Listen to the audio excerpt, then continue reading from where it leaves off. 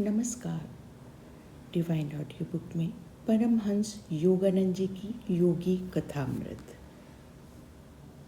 प्रकरण 36, पश्चिम के प्रति बाबा जी की अभिरुचि, पार्ट 2, भाग 2। मेरी आपसे विनती है स्वामी जी कि आप और एक काम को हाथ में ले लें। परम गुरु ने कहा है कि आप हिंदू और ईसाई धर्म ग्रंथों में निहित एकता पर एक छोटी सी पुस्तक नहीं लिखेंगे।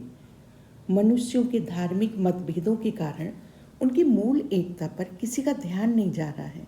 समानार्थी उद्धरणों को प्रस्तुत कर ये दिखा दीजिए कि ईश्वर के सभी ज्ञानी पुत्रों ने एक ही सत्य का उपदेश दिया है। मैंने झिझकते हुए कहा, महाराज, आपने ये कैसा आदेश दे दिया? क्या मैं इसे पूर्ण कर सकूंगा? बाबा जी ने मधुर हंसी हंसकर दिलासा देते हुए कहा, बेटा, ये संदेह क्यों? सचमुच ये सब किसका कार्य है और कौन सब कार्यों को करता है? प्रभु ने जो भी मेरे मुंह से कहलवाया है उसका सत्य बनकर साकार होना अवश्य भावी है।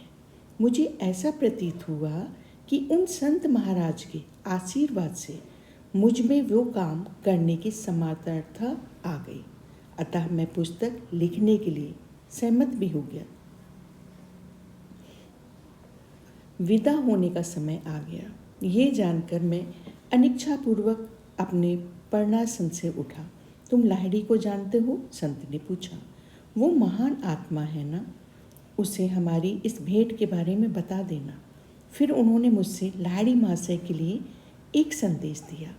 विदा लेने के लिए जब मैंने उनके चरणों में भक्ति भाव से प्रणाम किया तो वे कृपापूर्वक मुस्कुराए।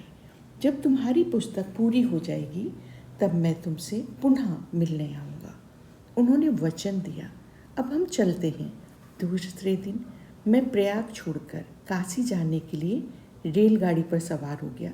अपने गुरु के घर पहुंचकर मैंने कुंभ मेले में अद्भुत संत से हुई अपनी भेंट की सारी कहानी सुना दी। ओह, तुमने पहचाना नहीं? लाहिड़ी महाशय की आंखों में हंसी नाच रही थी। मैं देख रहा हूँ कि तुम उन्हें नहीं पहचान सके क्योंकि उन्होंने तुम्हें उन्हें पहचानने से रोक दिया था। वे ही मेरे अद्वितीय अलौकिक गुरु हैं बाबा जी। बाबा जी, मैंने श्रद्धा और विस्मय से विभोर होकर कहा, योगी अवतार बाबा जी, दृश्य अदृश्य तारणहार बाबा जी, काश यदि मैं अतीत को फिर सामने ला सकता और केवल उनके चरण कमलों में अपनी भक्ति अर्पित करने के लिए फिर एक बार उनकी उपस्थिति में हाजिर हो सकता। कोई बात नहीं, लाहिड़ी महाशय ने सांत्वना भरे स्वर में कहा। उन्होंने तुम्हें फिर से दर्शन देने का वचन दिया है। गुरुदेव, परम गुरु ने मुझे आपको एक संदेश देने के लिए कहा। उन्होंने कहा था, लाहिड़ी महाशय को बताना कि इस जीवन के लिए रखी गई शक्ति बहुत कम बची गई है, लगभग समाप्त हो चुकी है। मेरे मुंह से इन गूढ़ शब्दों के निकलते ही लाहिड़ी महाशय की देह अचानक ऐसे कांप गई जैसे उन्हें बिजली छू गई और पल भर में वो निस्तब्ध हो गए। उनका सदा मुस्कुराता चेहरा अत्यंत कठोर हो गया। काठ की मूर्ति की भांति गंभीर और निश्चल बनकर वे अपने आसन पर बैठे रहे। उनके शरीर का रंग बिल्कुल उड़ गया। मैं भयभीत और चकित हो गया। अपने सारे जीवन में मैंने कभी भी उन आनंद मूर्ति को इस प्रकार गंभीर होते नहीं देखा। वहाँ उपस्थित अन्य शिष्य भी व्याकुल होकर उनकी ओर देखने लगे। उसी निस्तब्धता में 3 घंटे बीत गए। फिर लाहिड़ी महाशय की स्वाभाविक प्रफुल्लता लौट आई और उन्होंने वहाँ उपस्थित प्रत्येक शिष्य के साथ अत्यंत स्नेह के साथ बातचीत की। सभी ने चैन की सांस ली। अपने गुरुदेव की उस प्रतिक्रिया से मैं जान गया कि बाबा जी का संदेश एक ऐसा निश्चित संकेत था जिससे लाहिड़ी महाशय ये समझ गए कि उन्हें जल्दी ही देह त्याग करना होगा।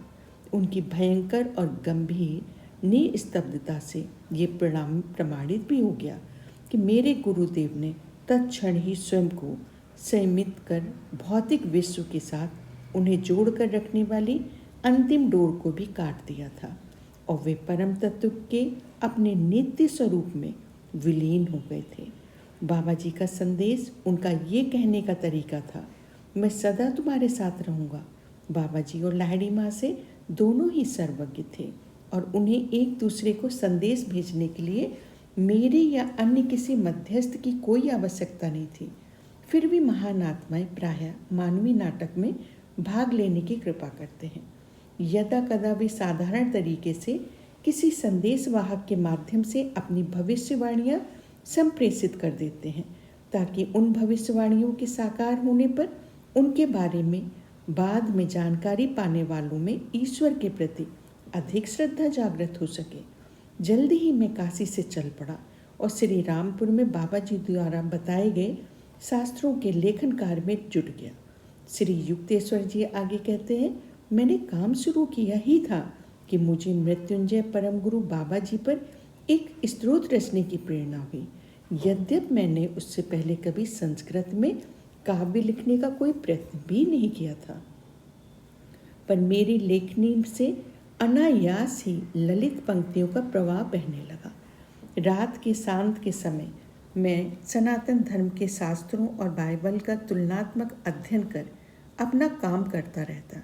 प्रभु यीशु के शब्दों को उद्धृत कर मैं ये दिखाना चाहता था कि उनके उपदेशों से मैं वेद वाक्यों में वस्तुतः कोई अंतर नहीं था। मेरे परम गुरु की कृपा से मेरी पुस्तक द होली साइंस अल्प समय में ही पूरी हो गई। गुरुदेव बोलते जा रहे थे। अपने साहित्यिक प्रयासों को परिणाम पर पहुंचाने के बाद दूसरे दिन मैं प्रातः गंगा स्नान के लिए गया। वहां राय घाट पर गया। उस समय घाट बिल्कुल सुनसान था। थोड़ी देर वहां खड़ा रहकर मैं धूप में उस शांति का आनंद ले रहा था। फिर निर्मल जल में डुबकी लगाने के बाद मैं घर वापस जाने के लिए चल पड़ा। उस नीरवता में जो एकमात्र ध्वनि सुनाई दे रही थी वो थी मेरी हर पग के साथ मेरे भीगे वस्त्रों की छप छप करती आवाज़। जैसे ही मैं नदी के किनारे खड़े विशाल वट वृक्ष के पास से आगे बढ़ा, मेरे मन में पीछे मुड़कर देखने की प्रबल प्रेरणा भी हुई। वहाँ वट वृक्ष की छाया में कुछ शिष्यों से घिरे बैठे थे महान बाबा जी। नमस्कार स्वामी जी। परम गुरु की मधुर आवाज़ गूंज उठी और मुझे विश्वास हो गया कि मैं स्वप्न नहीं देख रहा हूँ। मैं देख रहा हूँ कि आपने सफलतापूर्वक अपनी पुस्तक पूरी कर ली। अपने वचन के अनुसार मैं आपका धन्यवाद करने आया हूँ। अत्यंत तेजी से धड़कते हृदय के साथ मैंने उनके चरणों में साष्टांग प्रणाम किया। अत्यंत विनय के साथ उनकी याचना करते हुए मैंने कहा, परम गुरु जी, मेरा घर पास में ही है। क्या आप अपने शिष्यों के साथ आकर मेरे घर को पावन नहीं करेंगे? परम गुरु ने मुस्कुराते हुए अस्वीकार कर दिया। उन्होंने कहा, नहीं बेटा, हम वे लोग हैं जिन्हें वृक्षों की छाया ही रास आती है। यहाँ हमें पूरा आराम है। तब यहाँ पर ही थोड़ी देर ठहर जाइए। परम गुरु महाराज, अभ्यर्थता करती दृष्टि से मैंने उनकी ओर देखा। मैं तुरंत कुछ मिठाइयाँ लेकर आपकी सेवा में उपस्थित होता हूँ। जब कुछ ही मिनटों में मिठाइयों का थाल लेकर मैं वहाँ लौटा तो उस विशाल वट वृक्ष के नीचे उस दिव्य मंडली का कहीं कोई पता नहीं था। मैंने घाट के चारों ओर खोजा, पर अपने मन में मैं जान चुका था कि वे लोग हवा के पंखों पर उड़ चुके थे। मेरे मन को गहरा आघात लगा।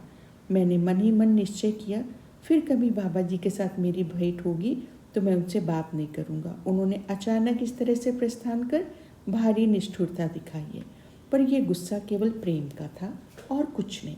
कुछ महीनों बाद मैं काशी में लाहिड़ी महाशय के दर्शनों के लिए गया। तब मैंने उनके बैठक खाने में प्रवेश किया तो लाहिड़ी महाशय मुस्कुराए। आओ युक्तेश्वर, उन्होंने कहा, अभी अभी मेरे कमरे के द्वार के पास बाबा जी से भेंट हुई तुम्हारी? नहीं, क्यों? मैंने आश्चर्य के साथ कहा। इधर आओ।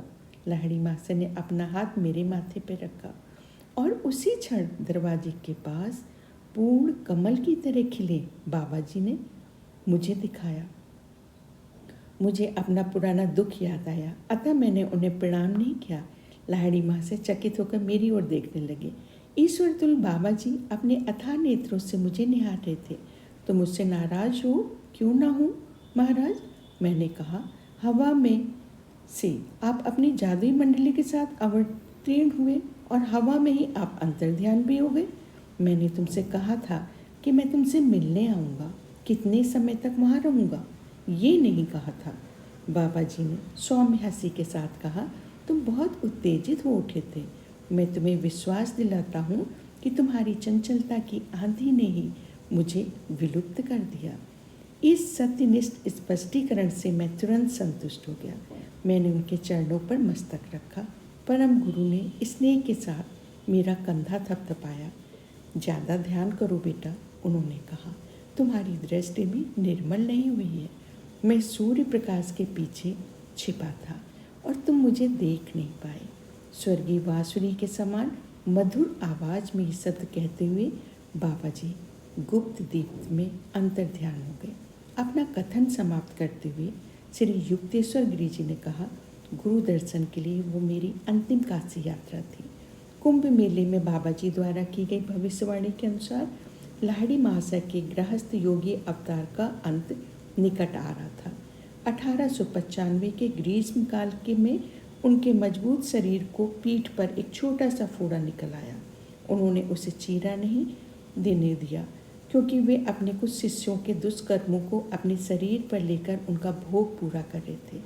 अंततः जब कुछ शिष्य बहुत ही आग्रह करने लगे, तब गुरुदेव ने रहस्यमय शब्दों में कहा, शरीर को जाने के लिए निमित्त चाहिए। तुम लोग जो कुछ करना चाहते हो उसके लिए मैं तैयार हूँ। इसके थोड़े ही दिन बाद अद्वितीय गुरु जी ने बनारस में देह त्याग किया। अब उनके दर्शनों के लिए उनके बैठक खाने में जाने की कोई आवश्यकता नहीं रही। मेरे जीवन का प्रत्येक दिन उनके सर्वव्यापी मार्गदर्शन से धन्य हो गया। कई वर्षों बाद मुझे लाहिड़ी महाशय के एक उन्नत शिष्य स्वामी केशवानंदन जी ने उनके देह त्याग के विषय में अनेक आश्चर्यजनक विवरण मुझे सुनाए। केशवानंद जी ने बताया, शरीर छोड़ने के कुछ ही देर पहले मेरे गुरुदेव मेरे सामने एक दिन अचानक प्रकट हो गए, जब मैं हरिद्वार के अपने आश्रम में ध्यान कर रहा था। तुरंत बनारस आ जाओ, इतना कहकर लाहिड़ी माँ से अंतर ध्यान हो गए। मैंने तुरंत बनारस जाने के लिए गाड़ी पकड़ी। अपने गुरु के घर में अनेक शिष्यों को मैंने एकत्रित होते हुए देखा। उस दिन कई घंटों तक गुरुदेव ने गीता पर प्रवचन किया और फिर अत्यंत सरल शब्दों में कहा, मैं अपने घर लौट रहा हूँ। इतना सुनते ही प्रचंड आवेग के साथ हम सबकी सिसकियाँ फूट पड़ी। शांत हो जाओ, मैं पुनः जी उठूँगा, ये कहकर लाहिड़ी माँ से अपने आसन से उठे। 3 बार अपने स्थान पर गोल घूमे, उत्तर दिशा की ओर मुँह करके पद्मासन में बैठ गए और परमानंद में लीन होकर उन्होंने महासमाधि में प्रवेश किया।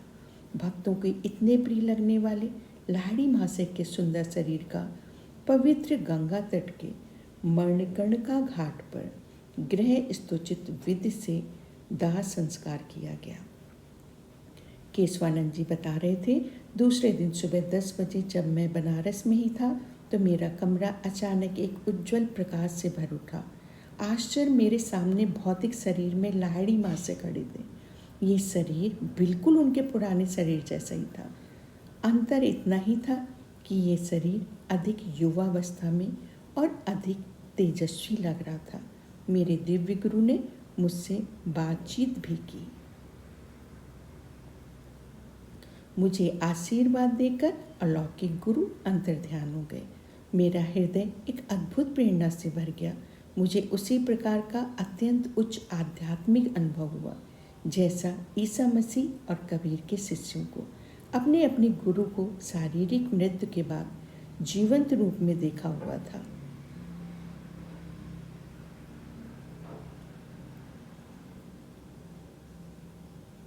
गुरुदेव सांत्वना देते हुए मेरे पास आए। लो, मेरे शरीर को छूकर देखो, उन्होंने कहा।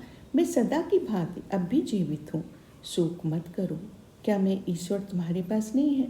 इन 3 महान शिष्यों के मुख से एक अद्भुत सत्य की कहानी उभर कर सामने आई।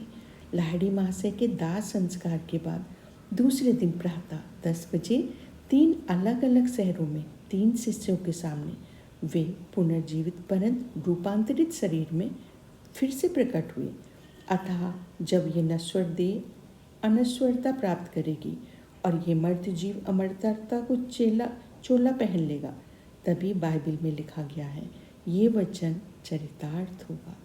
मृत्यु पर विजय प्राप्त की जाएगी। हे मृत्यु, कहाँ है तेरा दंश? ओ शमशान, कहाँ है तेरी विजय? और इस तरह से प्रकरण 36 का भाग 2 यहीं पर अब समाप्त होता है।